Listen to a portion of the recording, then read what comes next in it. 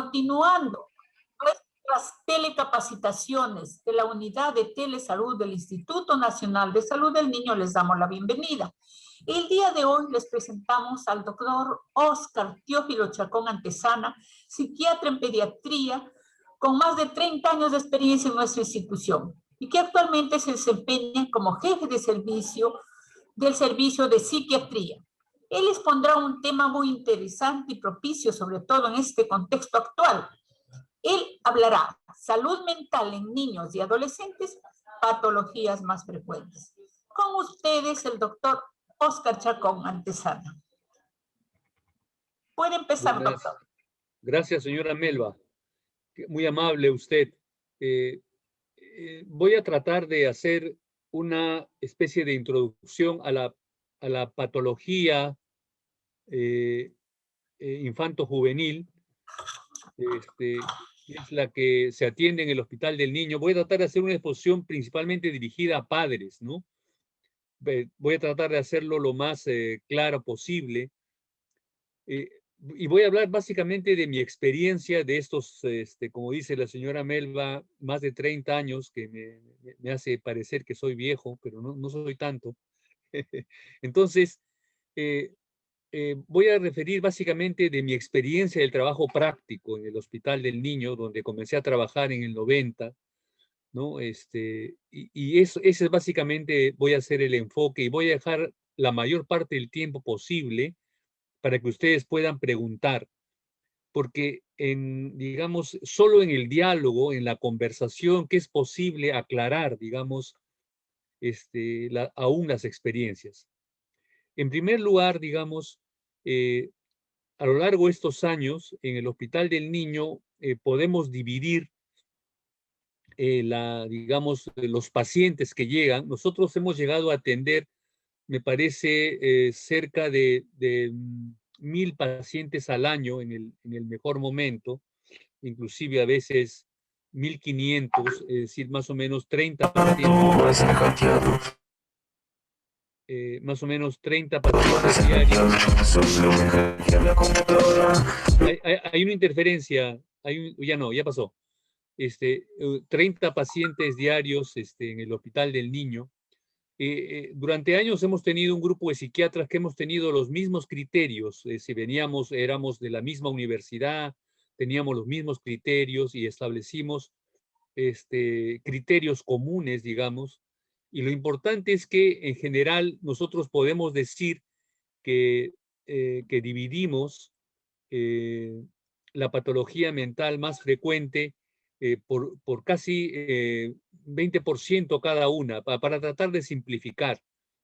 Aunque, digamos, la más importante, la más frecuente, no la más importante, es el llamado en la clasificación internacional trastorno hipercinético, que los norteamericanos la llaman Deficit Attention and Hyperactivity Disorder, como se conoce últimamente en el Perú, ¿no? Pero en todo el mundo se conoce como trastorno hipercinético, ¿no? Entonces, y esta patología, porque es una patología, no significa que sea, digamos, una enfermedad mental, pero es una patología.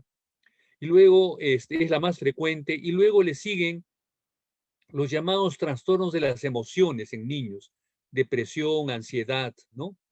Que son otro 20% para simplificar, digamos, los datos. Y un tercer grupo es la patología del lenguaje, del aprendizaje, y cuyo extremo más problemático es el retardo mental. Es el tercer grupo. Y hay un cuarto grupo que es, digamos, que se puede llamar la disfunción familiar o patología familiar. Y hay un quinto grupo en importancia y también en número, que es el maltrato infantil, que atendemos en el hospital, digamos, alrededor de, me parece que 500 a 600 casos por año.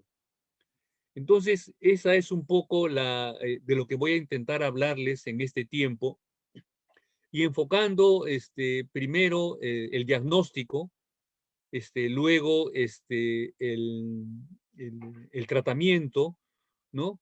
y tratar de dar algunos planes de trabajo. ¿Cómo trabajamos en el hospital? Les voy a hablar un poco de la práctica, ¿no?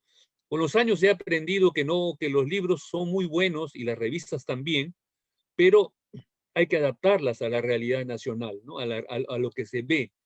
Aunque las tasas estadísticas del mundo son exactamente igual a las que yo les he nombrado. En todo el mundo civilizado, puntos más, puntos menos, esa es la patología más frecuente en los centros que tienen realmente estadísticas más o menos confiables, digamos, aún en América Latina, ¿no? Pero también hay diferencias realmente entre las zonas diversas del mundo. Pero en América Latina se repite casi este mismo patrón, ¿no? Entonces vamos a ir luego a tomar el primer tema, que es el llamado trastorno hipercinético, que es la patología más importante, no solo en número, sino también puede ser, es la más importante la complejidad, digamos, del abordaje, etcétera, etcétera, y su historia. Vamos a ir a la práctica. El trastorno hipercinético, llamado también en Norteamérica Deficit Attention and Hyperactive Disorder. Mi inglés es realmente malo, así que yo voy a tratar de usar lo que se usa en todo el mundo, el nombre de trastorno hipercinético, ¿no? Entonces, el trastorno hipercinético tiene varias características. Son estos niños que tienen problemas para atender principalmente, ¿no? Tienen problemas para atender. No atienden, digamos. Entonces, ese es el principal síntoma, digamos, que es difícil de evaluar, ¿no? Porque los problemas de atención pueden tener múltiples razones. Cualquiera de las 5 patologías que les he tocado ahora puede ser causa de digamos, puede estar en la base de problema de atención.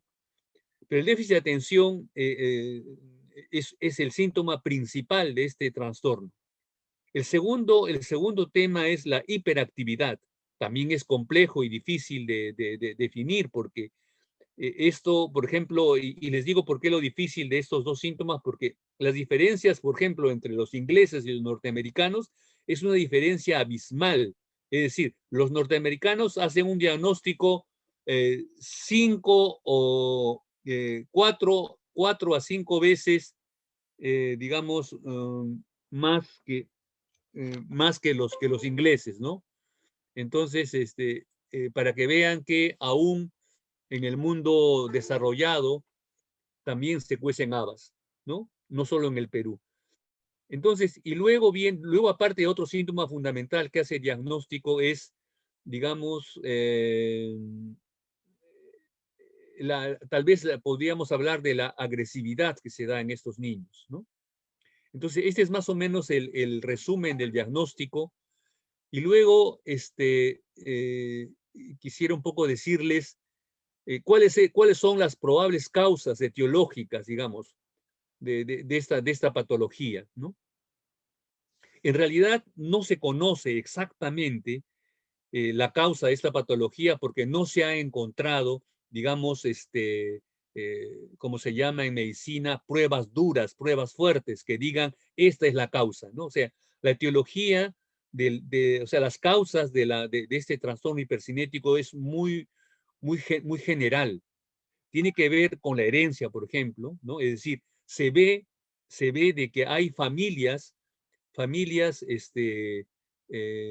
donde hay más frecuencia de trastorno hipercinético, es decir, niños que atienden menos normalmente que otros, ¿no? Esa es que debe haber algo heredo familiar, pero no se ha encontrado nada genético, o sea, no se ha encontrado genes específicos que digan estos genes específicos de los miles que hay que son los que determinan esta enfermedad.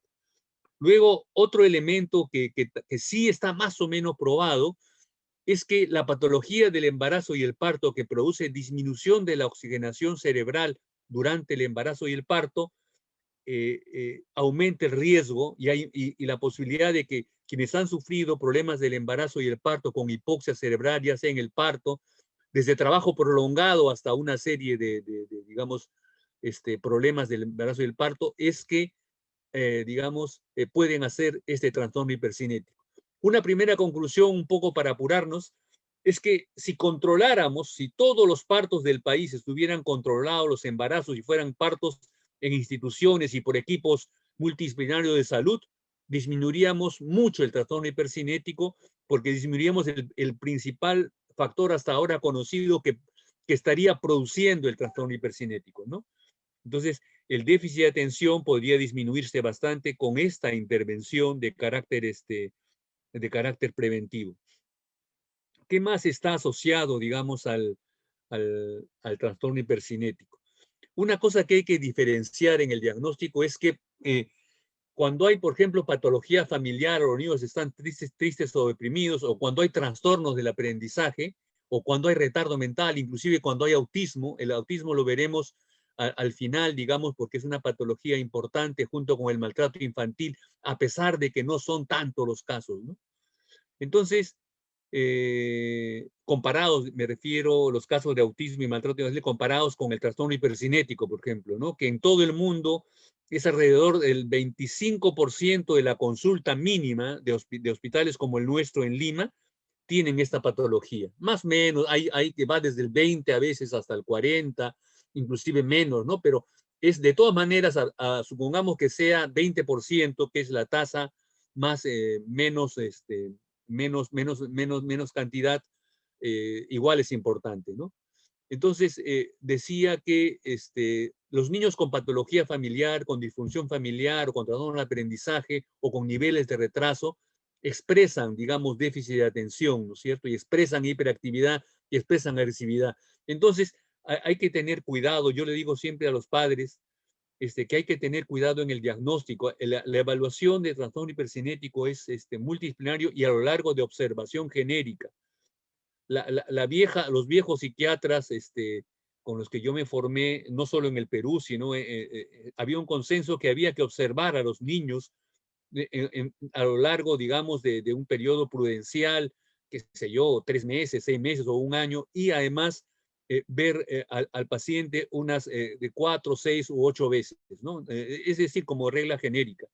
De tal manera que no hay que apresurarse en calificar, en hacer un diagnóstico. Un diagnóstico no soluciona el problema, ¿no? Al contrario, a veces lo ensombrece, ¿no? Porque digamos, al etiquetar a un niño, a un paciente, no vemos el proceso global del niño, ¿no? El proceso global del paciente, ¿no? Lo que es el paciente, ¿no? Entonces, porque el niño no es pues un objeto quieto, ¿no? Los niños cambian, o sea, el cambio es muy importante en el trastorno hipercinético y en toda la patología mental descrita en los últimos 100 años, o un poco menos, realmente desde el año 30, recién tenemos una aproximación más o menos científica en el mundo, impulsado por los norteamericanos, y es realmente nueva, digamos, la psiquiatría infanto-juvenil. ¿Qué cosa más es importante, digamos, en el trastorno hipercinético? Es importante también una cosa de que sea una evaluación multidisciplinaria, ¿no?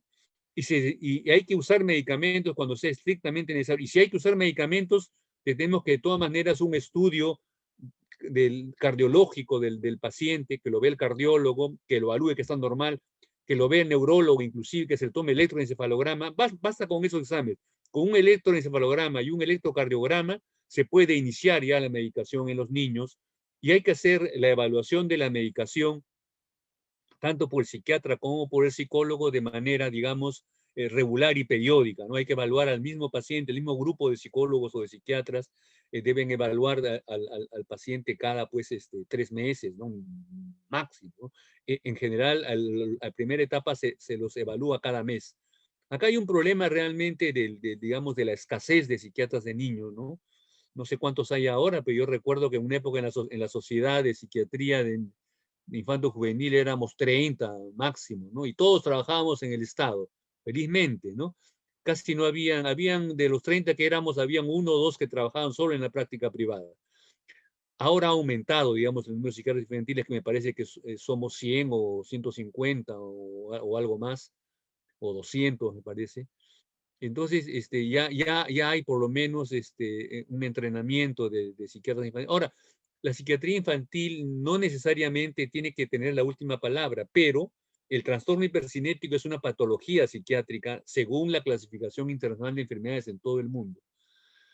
Ahora, finalmente, como decía, para dar el tratamiento, si se usara psicofármacos, habría que tomarles mínimos un electrocardiograma y un electroencefalograma a estos niños para estar seguros y tomarle un examen periódico cada 3 meses de estos exámenes para no dañar al niño, ¿no es cierto?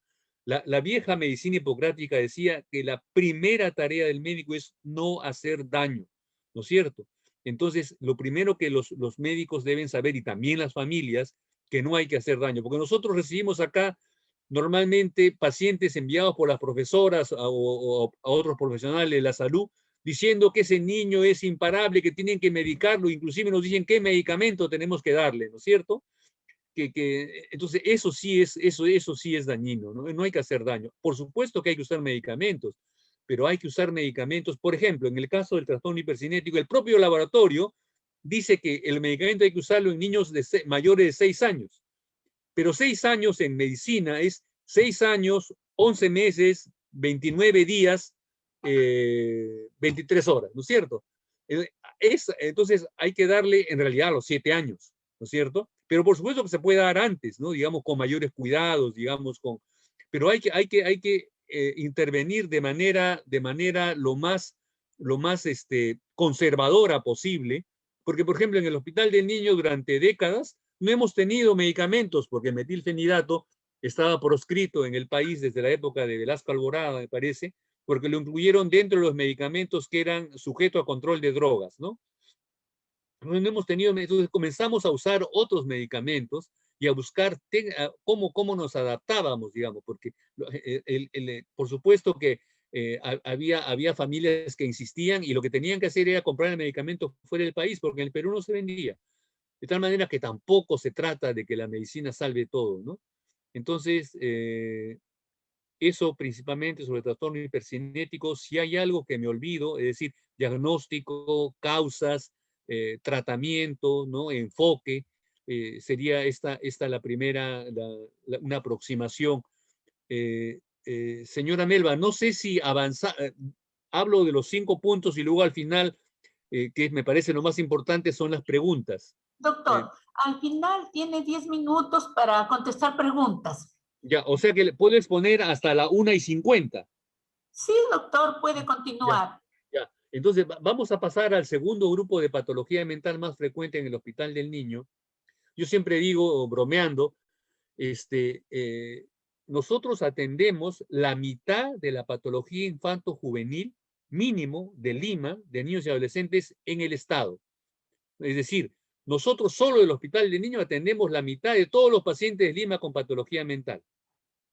El resto de hospitales, Noguchi, Larco Herrera, Valdizán, atienden juntos, más o menos llegan también al 50%, ¿no? Nosotros, eso puede ser bueno, pero puede ser malo, digamos, ¿no? Porque tampoco se puede atender al niño, pues, en 5 minutos, ¿no es cierto? Ni en 10, ni en 15, ni en 20. De repente sí, con la experiencia uno puede tomarse media hora, ¿no? Pero la ventaja en el hospital, yo siempre lo digo, es que tenemos 55 especialidades médicas. Entonces es una ayuda. Yo siempre mando, cuando me envían un paciente nuevo y encuentro algo que pueda ser clínico, lo mando al pediatra.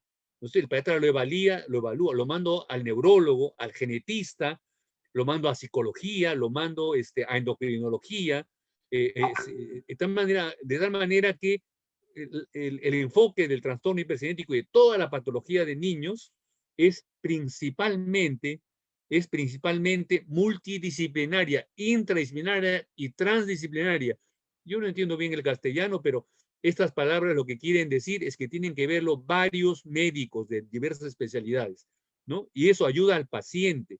De repente no ayuda al hospital, ¿no? Digamos que les crea problemas, pero creo que el derecho del niño es que sea atendido por la máxima cantidad de especialistas que hay disponibles en el país, ¿no? O el Instituto de Salud del Niño, que es una ventaja, como somos una institución que tiene desde 1929, y el primer director del Hospital del Niño era el doctor Krumniek, que era psiquiatra en niños, o neuropsiquiatra, porque en esa época la neurología y la psiquiatría estaban unidas. Pero vamos a acabar esta parte y pasar al segundo problema, porque ya son la 1:20, que es los trastornos llamados trastornos de las emociones, la depresión y la ansiedad, ¿no?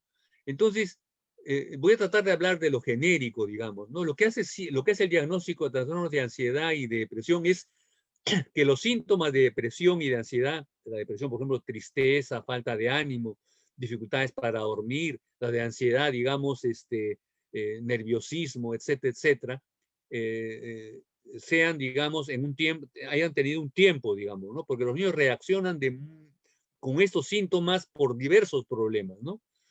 Entonces, para hablar de la depresión, que es tal vez lo emblemático, hay que tener cuidado en los niños, que en los niños el proceso de la depresión se da de manera corporal, se da en el cuerpo, no se da en la mente, como normalmente se da en el adulto.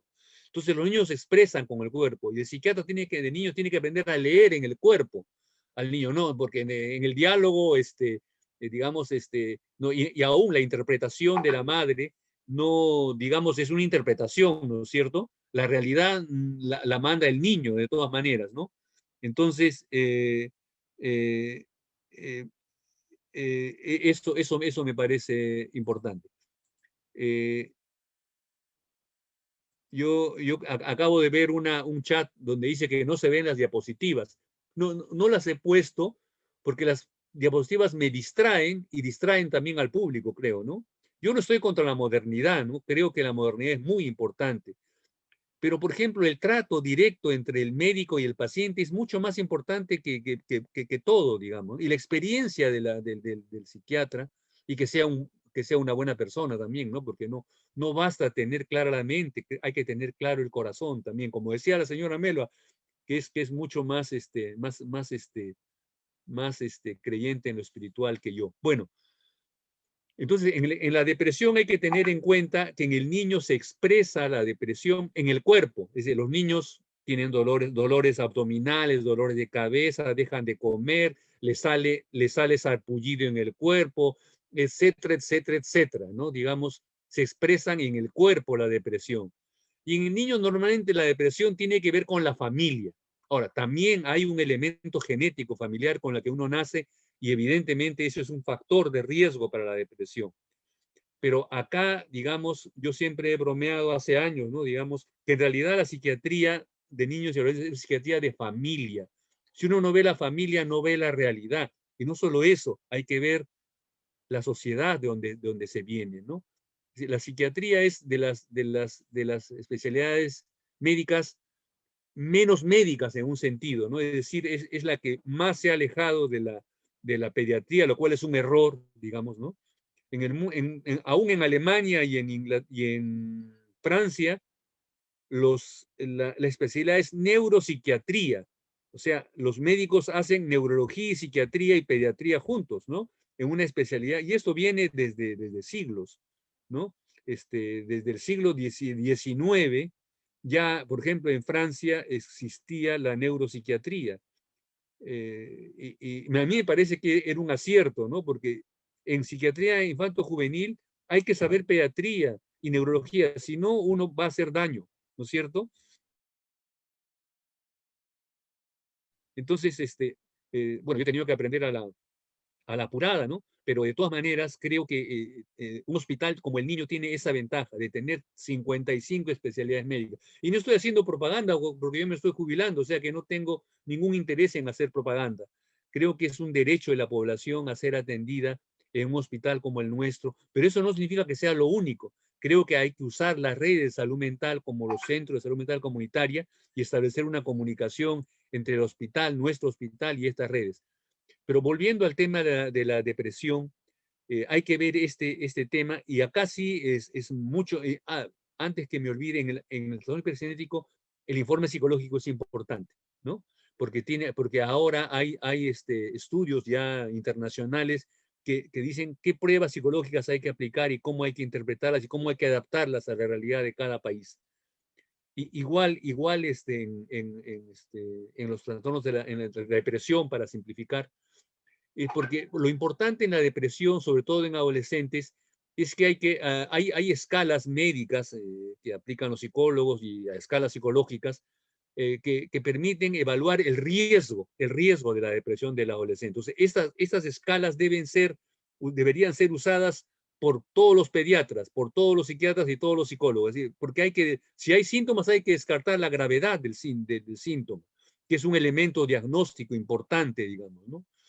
Lo que hacemos hacíamos en el hospital y lo hacemos hasta ahora, nosotros mismos aplicamos la escala médica, que es una escala que mide la depresión, la cuantifica la depresión y el riesgo, digamos, que hay para dañarse o dañar, ¿no?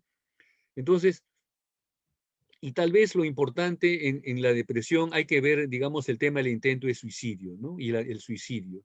Creo que no hay que dejar de mirar esta realidad, ¿no?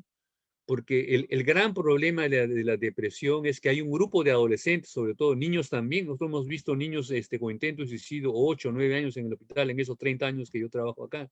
De paso que yo agradezco de verdad al Hospital del Niño que me ha permitido aprender psiquiatría infanto-juvenil. Y esto que yo venía ya viejo, vine al hospital, vine a los 30 años, creo, y ya vine bien formado, digamos, ¿no? O sea, me habían formado en psicoanálisis, me había formado en terapia familiar, tenía experiencia digamos, de una serie de áreas médicas, pero así todo, lo que aprendí en este viejo hospital es realmente increíble. Bueno, entonces, en la depresión hay que tener cuidado con la ideación suicida, ¿no? Básicamente. Entonces, y acá sí hay que evaluar rápidamente si el paciente requiere o no medicación, ¿no? Si se define en el equipo, que debería haber un equipo multidisciplinario, hay que usar medicación y hay que usar los medicamentos más antiguos, ¿no?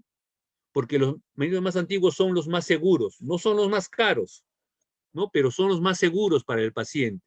La industria farmacéutica siempre presiona para que usemos, así como usamos el último celular, usemos el último medicamento, ¿no es cierto? Tal manera que en el caso de psiquiatría de niños, no. Inclusive, por ejemplo, en Inglaterra, recién después de 10 años que se usa un medicamento en adultos, se puede usar en niños, legalmente, ¿no? Entonces, esa es una cosa importante respecto a la depresión, definir un poco el riesgo, la cantidad de la depresión, y la medicación sí es un elemento que tiene que ser evaluado por el médico y hay que comenzar usando bajas dosis. La experiencia que tenemos acá, que acá usamos la mitad de las dosis que se usan en el mundo y la que dicen en los libros y en las revistas médicas, y nos va bien. No hay que usar tanta cantidad de medicamento. No hemos podido publicar esto que decimos, pero el sentido común dice que uno tiene que comenzar a usar bajas dosis y si hay buenos efectos, se sigue. Ahora, hay que usar a veces las dosis que dicen en los libros, digamos, en algunos pacientes, pero eso se evalúa, se valora. Luego,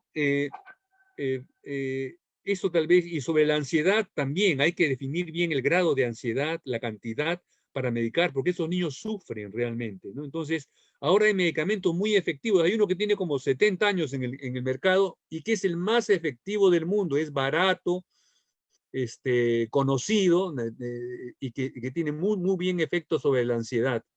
Entonces yo siempre le digo a los niños que vienen que no tienen por qué sufrir. Ahora hay un medicamento hace 70 años que se conoce, es barato, no hace daño, pero igual hay que hacer controles, digamos, médicos, ¿no? Del pediatra, del neurólogo, etcétera, del endocrinólogo, y que mejoran, y realmente mejoran, realmente de manera importante. Esto básicamente de manera rápida respecto a los trastornos de ansiedad y depresión que son en el Hospital del Niño igual, digamos, ¿no? Más o menos el 20%. Ahora, en la población general, que es otro dato, el trastorno hipercinético en general es el 6% de la población general tiene, digamos, esta patología. Si se hace un estudio en la población, en un colegio, en un pueblo, No es lo mismo, ¿no es cierto? La prevalencia poblacional que la prevalencia institucional, ¿no? Lo que pasa en el hospital puede ser comparada con lo que pasa en otros hospitales de América Latina, pero no se lo puede comparar pues con lo que pasa en la población, ¿no? Hay que ir diferenciando. Las estadísticas, decía Benjamín Disraeli, que digamos, las mentiras piadosas, las grandes mentiras, y después vienen las estadísticas, decía Benjamín Disraeli, premier de la corona inglesa en el siglo XX. Bueno, esto básicamente sobre la depresión y la ansiedad como trastorno de las emociones, y está vinculado a la patología familiar. Esto es más directo, digamos, ¿no? Un niño deprimido o ansioso, la patología está en la familia, no está en el niño. Bueno, se expresa en el niño, pero no es del niño, ¿no es cierto? Entonces, la intervención en la familia es absolutamente indispensable, como se hace en los países civilizados. Por ejemplo, en Bélgica, el departamento de familia es el que dirige, y abajo de ellos están los psiquiatras infantos juveniles, los neurólogos, etc. Es decir, en Bélgica hasta ahora existe el departamento de familia, es el que atiende a los niños. No hay un servicio de departamento de psiquiatría, de neurología. Eso es civilización. Eso es civilización.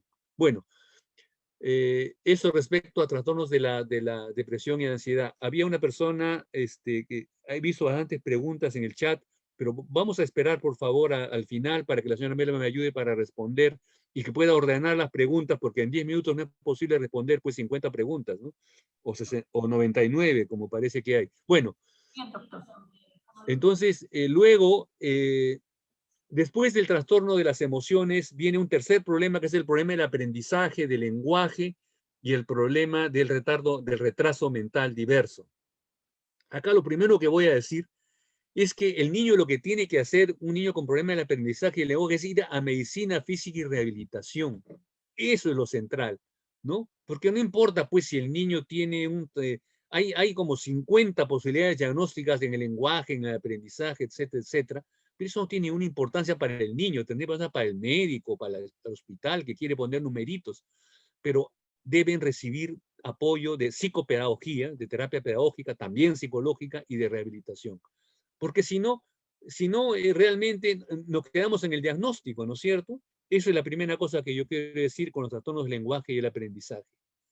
Entonces, lo fundamental es que el niño mejore, no tener el diagnóstico preciso, exacto, tomarle resonancia magnética, tomarle examen genético, torrino, exámenes sofisticados, mandar los exámenes a Chile o Argentina, no. Hay que ayudar al niño. Entonces, en los trastornos del lenguaje y de aprendizaje que son evidentes, también tiene que ser multidisciplinario, y acá la rehabilitación y la terapia psicopedagógica y pedagógica son fundamentales. No podemos tener especialistas realmente en terapias de lenguaje, terapias del aprendizaje. Sí, claro, pero por ejemplo, cualquier profesor medianamente formado, digamos, bien entrenado y con buen corazón, va a poder ser un excelente terapeuta del aprendizaje.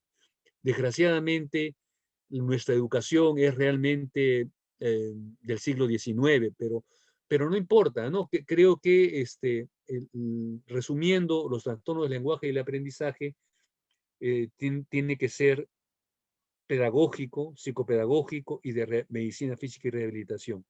Algunas cosas sobre la etiología, las causas probables del problema del aprendizaje y del lenguaje están asociados a la patología del embarazo y el parto, ¿no? Es decir, ahí se daña las estructuras funcionales del cerebro, ¿no es cierto? Y también hay elementos heredofamiliares, digamos, ¿no?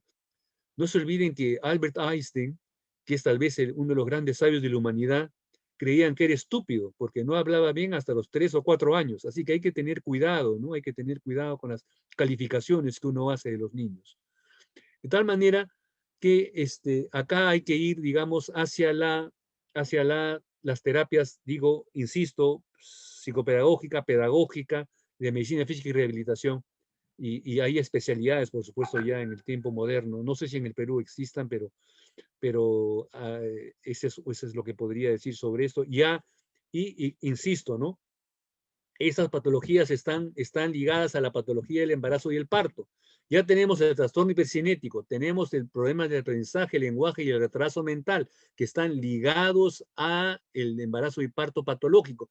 Lo que hay que hacer para prevenir es bien sencillo, atender bien el embarazo y el parto. Somos el peor país del mundo atendiendo embarazos y partos, y nadie dice nada. Y esto ya que el año 30 se decía lo mismo que estoy diciendo yo ahora, o sea que tampoco soy profeta ni nada raro, ¿no? Simplemente estoy señalando la experiencia y la tradición médica en el entendimiento de lo que es este problema. A ver, entonces,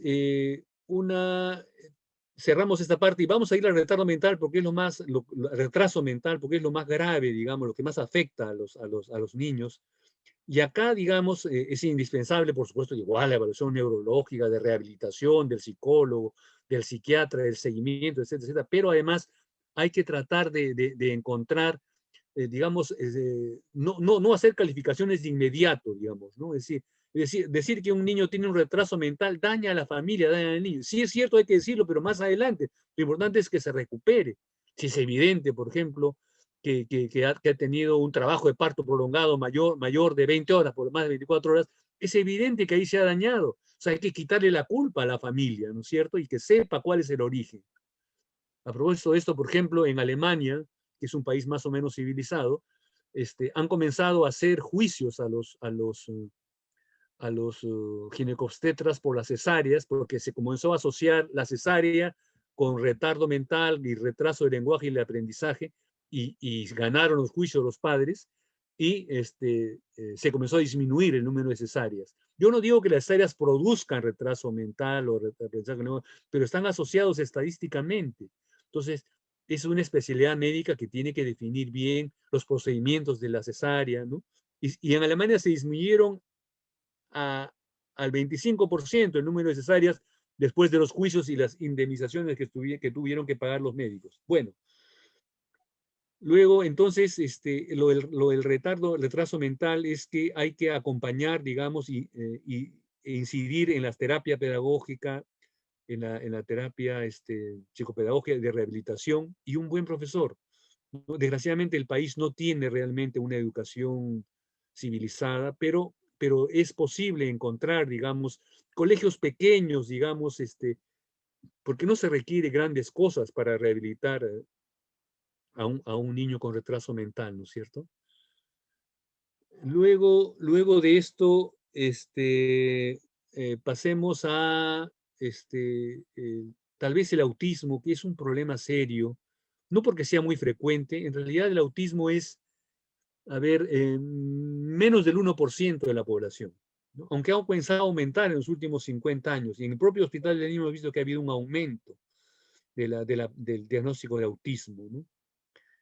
Un problema del autismo es que mm, la prueba, por ejemplo, el ADOS que se usa para hacer diagnóstico, es una prueba que demora pues 4 horas, hay que tener una formación especializada en esto. Yo estuve en Chile una semana, creo, aprendiendo esto y no aprendí nada, ¿no? Pero es lo que se usa en el mundo civilizado, ¿no?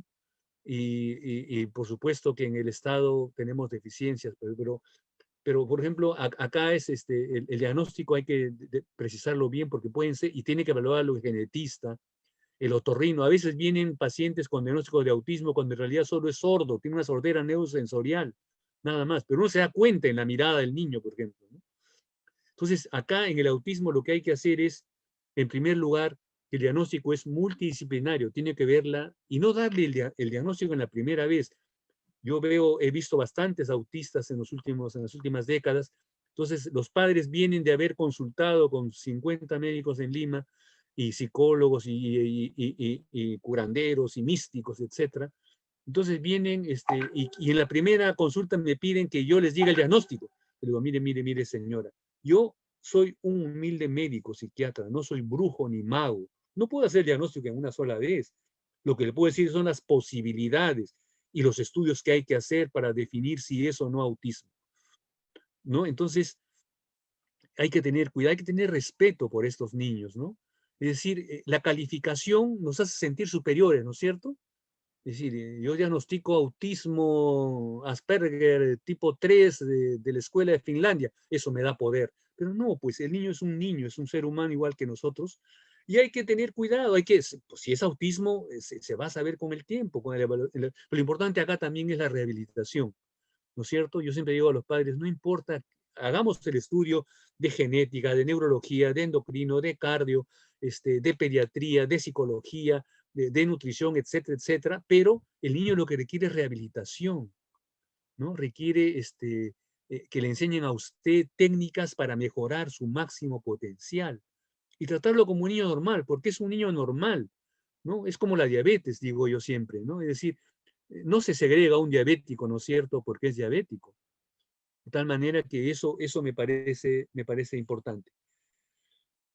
Es más complejo porque, digamos, yo he intentado en estos 30 años de que se cree un instituto, por lo menos de autismo en el Estado, y por supuesto, los parlamentarios dicen sí, hasta creo que llegamos una vez a entrevistar a un presidente, no me acuerdo, pero sí, pues acá hay un problema del atraso del sistema de salud. Tenemos el peor sistema de salud del mundo, de todos los países, probablemente de América Latina, y lo tenemos así desde la independencia. Recién en 1856 el sistema dejó de ser colonial en la forma. De tal manera que a mí no me sorprende, digamos, lo que ha pasado con los 200.000 muertos durante, y casi más de 500 muertos médicos durante esta pandemia. Pero en fin, de lo que se trata es de salir adelante. Entonces, el autismo es un problema complejo y acá sí ayudan los clubes de padres, ¿no? Porque los padres que sufren el problema de los niños tienen una mirada mucho más generosa que el resto. Vamos a pasar ahora a algo que es muy frecuente, antes de pasar al maltrato infantil, que es lo más pesado de la psiquiatría infantil. Vamos a ver el problema de la familia. La disfunción familiar y la patología familiar es igual de frecuente.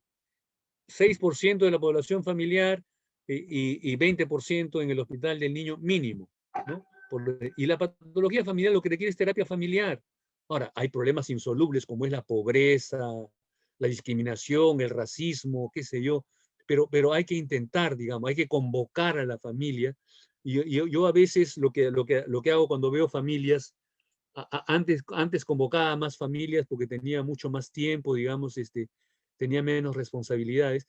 Entonces yo siempre les entrevistaba al niño con la familia. Entonces el niñito estaba ahí, pues a veces era un niño de 6 años, 7 años. Entonces yo le preguntaba, cuando le decía a la familia que el problema es la familia, que el niño está sano, que la patológica es la familia, la pareja, etc. Entonces yo miraba la sonrisa del niño y le preguntaba, a ver, ¿tú qué dices? Sí, sí, sí, sí, me decía el niño, ¿no? Entonces, eso es la patología familiar. Nadie quiere aceptarla, ¿no? Porque es difícil, digamos, porque la patología familiar obedece a problemas sociales, ¿no? Entonces, y culturales, digamos, de tal manera que, pero creo que el hospital en un sueño debería tener mínimo un servicio de terapia familiar, ¿no? Multidisciplinario con psicólogos, asistentes sociales, médicos, enfermeras, etcétera, etcétera, etcétera, ¿no? Entonces, esa sería una cosa que espero que se pueda en algún momento cambiar. Eh, Luego vamos a ver el maltrato infantil rápidamente porque ya faltan 17 minutos para acabar y a mí la verdad me interesa el diálogo, no me interesa mucho ser loro o repetidor o exponer o dar charlas. El maltrato infantil ese es un problema terrible porque no ha variado en el país y sigue aumentando. Y el más grave es el maltrato sexual que genera traumas de por vida. Y acá hay que abordar al niño y a la familia. Y la prevención tiene que ver, qué es lo que habría que hacer. Es lo más importante, prevenir el maltrato infantil. Pero lo que podamos es tener servicios de salud integrados a la educación, a todos los sectores sociales para poder apoyo al maltrato infantil. Acá sí voy a ser un poco grosero, pero a mí al comienzo, hace unos años, me invitaban a los eventos de maltrato infantil. Me invitaban a entidades internacionales, las iglesias, las universidades, y yo acudía, pues no, porque soy respetuoso. Pero de pronto dejaron de invitarme a los eventos de maltrato infantil. Entonces yo decía, qué raro, ¿no? Debe ser que ese día no me he bañado cuando he ido a la exposición. Lo que pasa es que la sociedad nuestra es hipócrita, no le gusta que le digan la verdad en la cara, ¿no? Entonces, yo hacía preguntas, decía, qué raro, ¿no? El maltrato infantil aumenta, alguien se beneficia del maltrato infantil. Esa era la pregunta más diplomática que hacía, ¿no? Y bueno, pero eso no importa. Creo que lo que importa es que nos demos cuenta que es altísima la tasa de maltrato infantil dentro de las familias y las personas más cercanas son los principales abusadores. Tal manera que esto es una cuestión familiar y tenemos que aprender a protegernos. Yo siempre he dicho que las primeras violaciones y maltratos que han habido es cuando llegaron los españoles, ¿no es cierto? Porque vinieron sin mujeres y comenzó una violación así generalizada y de ahí nacieron muchos mestizos de la primera generación.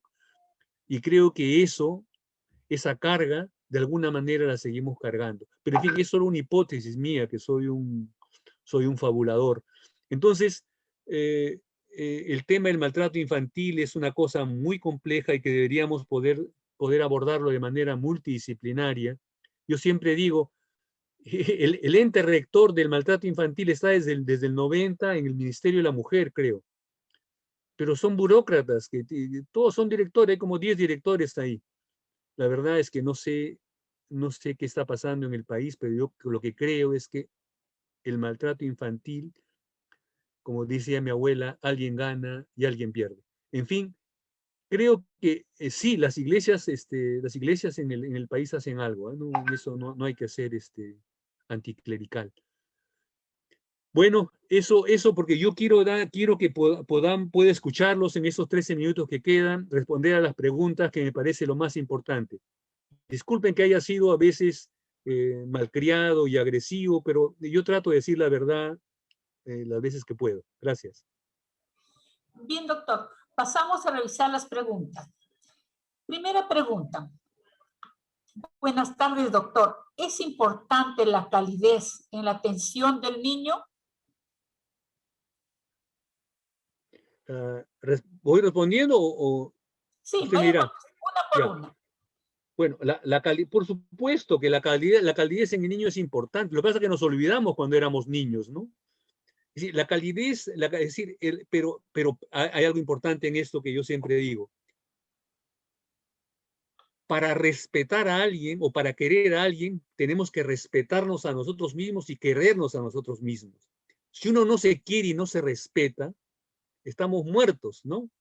Yo tenía un maestro del mundo andino que me decía, si no haces tu revolución interior, por gusto estás perdiendo el tiempo queriendo hacer la revolución exterior.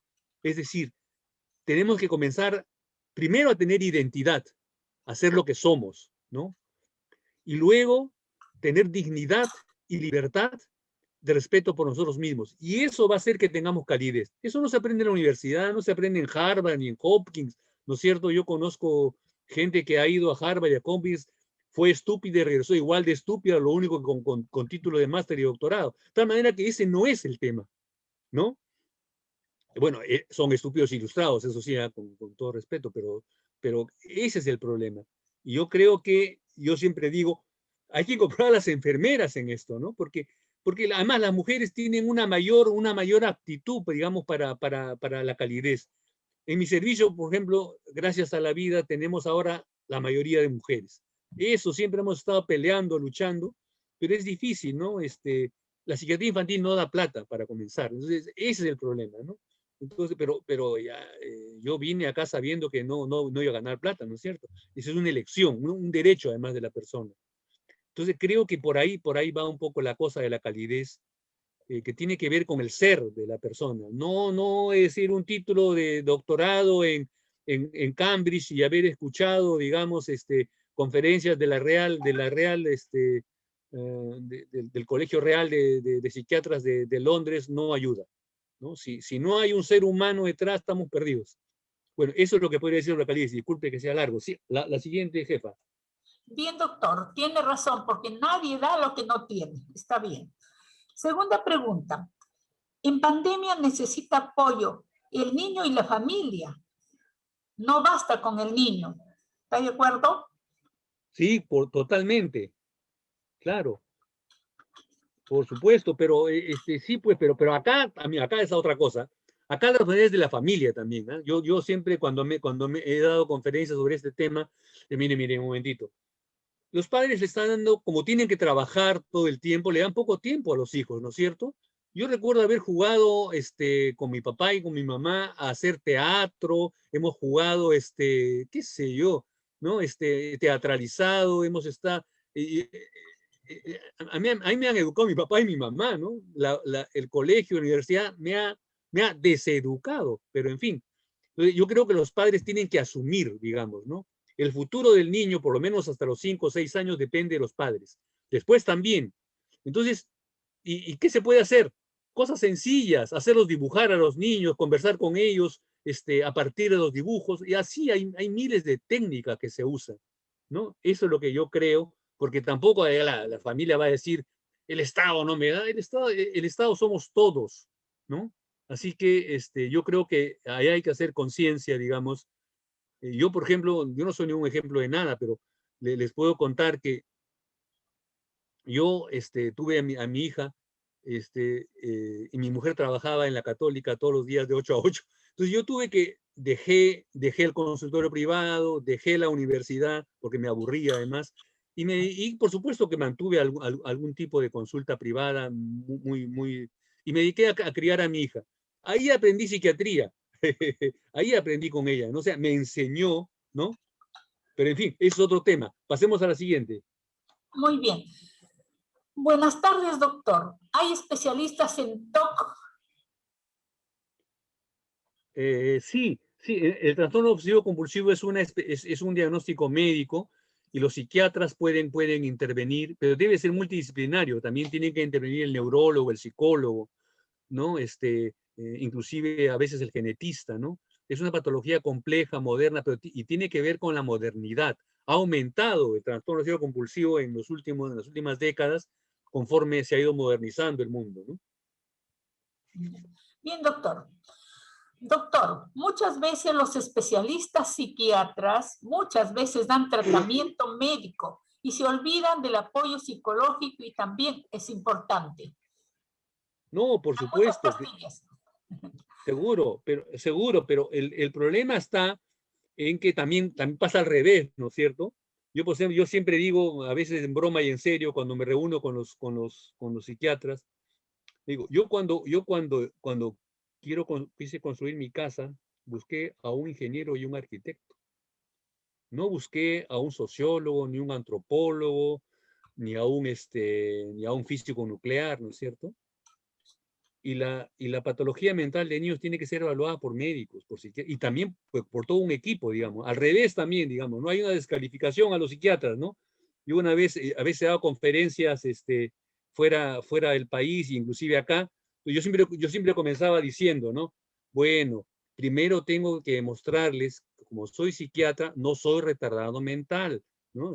No soy retardado mental. Perdónenme que me tome 2 minutos para demostrarles que no soy retardado mental, porque la mayoría de profesionales de la salud, me refiero inclusive, piensa que nosotros somos retardados mentales, y no somos retardados mentales. De tal manera que también hay eso, ¿no? Entonces creo que la cosa solo está parejo, digamos, ¿no? Lo importante es que la patología mental es una patología médica, ¿no es cierto? Y tiene que estar el médico de todas maneras, ¿no? Y también, por supuesto, el psicólogo, también el rehabilitador, ¿no? También otro tipo de terapeutas, pero no se puede excluir al médico, ¿no? Al especialista, ¿no? Y a veces un buen pediatra, ni a la enfermera. Yo hace años que estoy tratando de que las enfermeras se incorporen a la salud mental, y yo tengo excelente relación con ellas, porque son las que cuidan realmente al paciente. ¿Quién le va a enseñar a una enfermera a tratar bien a un niño? No, ahí no, entonces se está desperdiciando. He intentado de diversas maneras, y eso que yo he sido director 2 veces, he sido consultor internacional, pero no me hacen caso, pues. Pero, en fin, Actualmente hay muchos cuadros de depresión y ansiedad debido a la pandemia. ¿Cómo ayudar a los pacientes? Sí, no hay datos estadísticos en el Perú, pero en el mundo hay. O sea, la depresión ha aumentado, digamos. Pero yo siempre digo, esta depresión es reactiva. Es decir, está reaccionando, digamos, a una realidad. Y acá hay que trabajar el cuerpo, ¿no? Seguro que alguien se va a burlar de mí, pero acá sí la depresión es un problema corporal, no es solo de la mente o de los sentimientos o del espíritu, no sé qué cosa, pero es corporal, hay que trabajar el cuerpo. Por eso el ejercicio, el yoga, la meditación, etcétera, las artes marciales pueden ser muy útiles, pero trabajadas en familia, en grupo, ¿no? Y por supuesto consultar a los equipos. Felizmente, yo soy un hincha de los centros de salud mental comunitaria, que hay 205 centros en el país. Silenciosamente, el Ministerio de Salud ha hecho desde 2011, yo los he acompañado desde lejitos, que se ha creado una revolución en la psiquiatría. Hay centros de salud mental comunitaria, hay 205 en todo el país y funcionan. Y lo gracioso es que durante la pandemia se han inaugurado 48 centros de salud mental comunitaria donde hay psiquiatras, psicólogas, asistentes sociales, enfermera, técnico, farmacéutico y rehabilitador. Es increíble. Y nadie se da cuenta de eso. Yo ahí sí estoy un poco fastidiado porque yo he participado, digamos, en esto externamente, ¿no? El responsable de eso es Yuri Cutipé. Es un médico que ha sido alumno nuestro en el hospital. Brillante, brillante. Y siempre le hago propaganda, ¿no? Entonces creo que también hay que ver eso.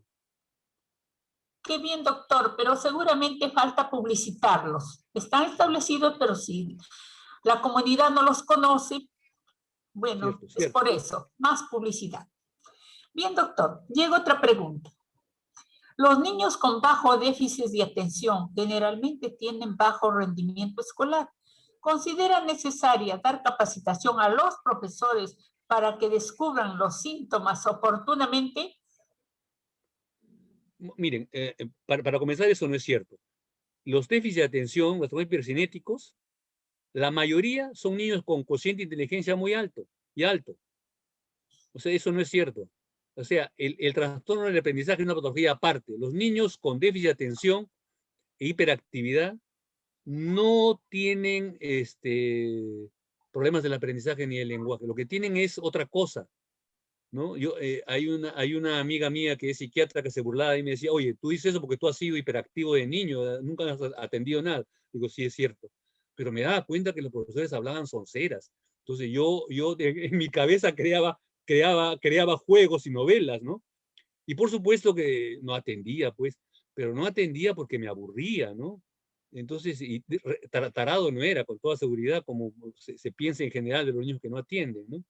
Entonces, creo que eso no es científico. La mayoría de los niños con déficit de hiperactividad son normales o encima de lo normal.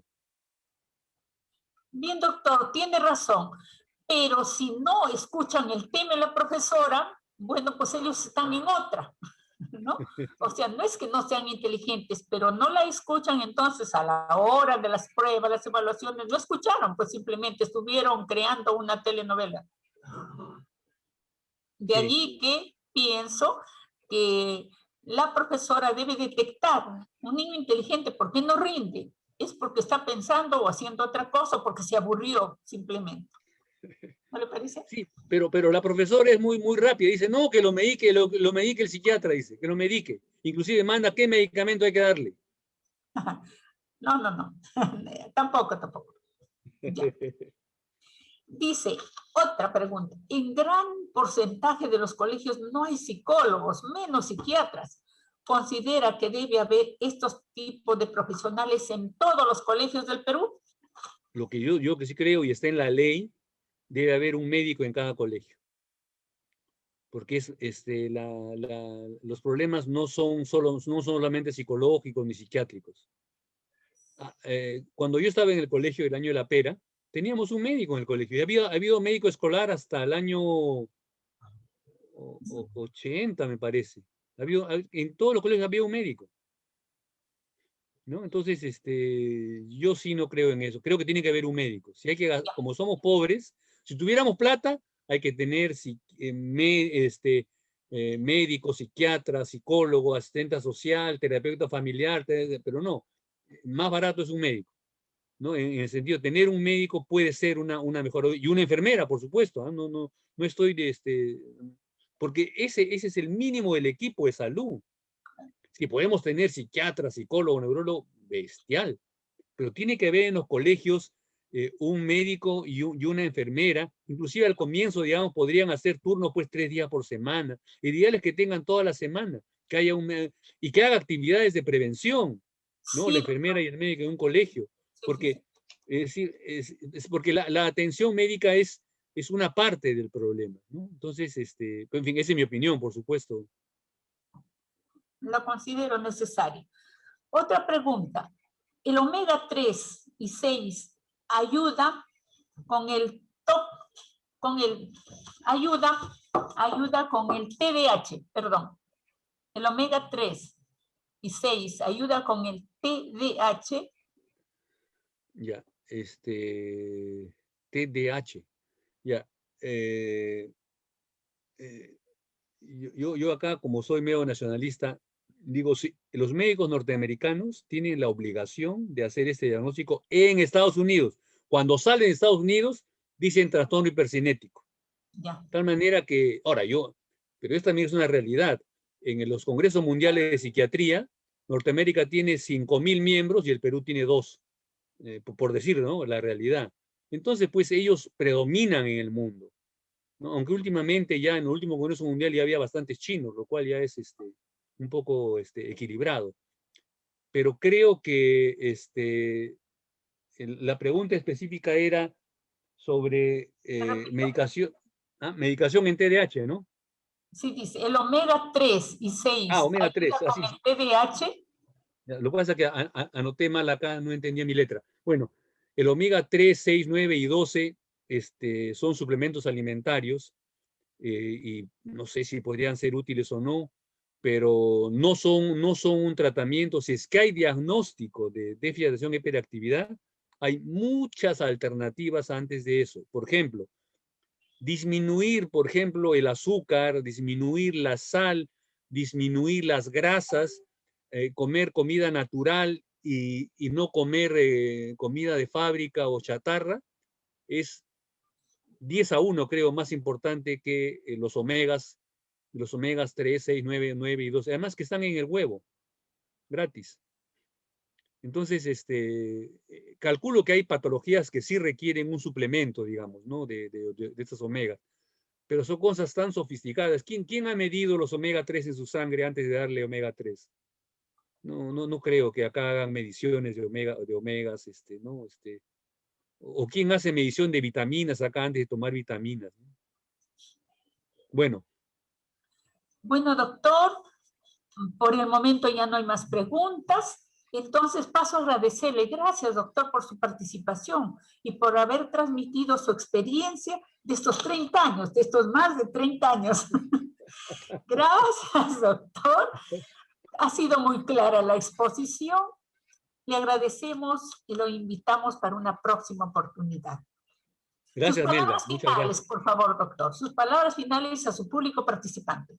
A ver, bueno, yo creo que yo creo que hay que volver a la familia y hay que volver a lo clásico, digamos, ¿no? Les cuento una anécdota personal, digamos, ¿no? Eh, yo recuerdo que mi hija, un día mi mujer y yo estábamos discutiendo por sonceras, ¿no?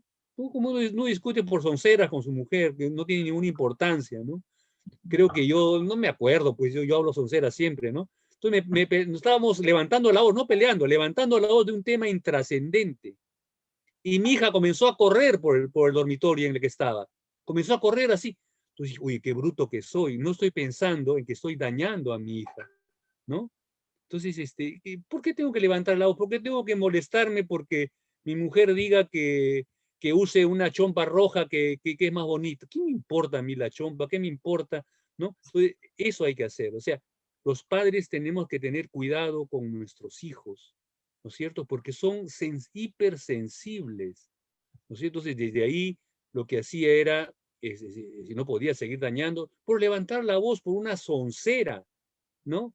Y no estábamos peleando, ¿ah? Como se dice, no, estábamos, no sé qué sé yo, pues de esa discrepancia que hay entre hombre y mujer, siempre, ¿no es cierto? Porque si fuéramos iguales sería bien aburrido, ¿no es cierto? Las mujeres funcionan con el cerebro derecho y el hombre con el cerebro izquierdo, pero no son superiores ni inferiores, son complementarios. Entonces, eso creo que hay que desarrollar y ahí está el proyecto de Salud Mental Futuro. Gracias, Melba, por las palabras. Ya. Doctor, aquí le agradece por su exposición, dice muchas gracias, excelente exposición, gracias doctor, si es muy importante la familia, excelente disertación, le está agradeciendo a su público, doctor. Así que muchas gracias también de parte de Telesalud. También agradecemos a todos los participantes y los invitamos a seguir estos interesantes temas a través de la página web, canal de YouTube de Telesalud del Instituto Nacional de Salud del Niño.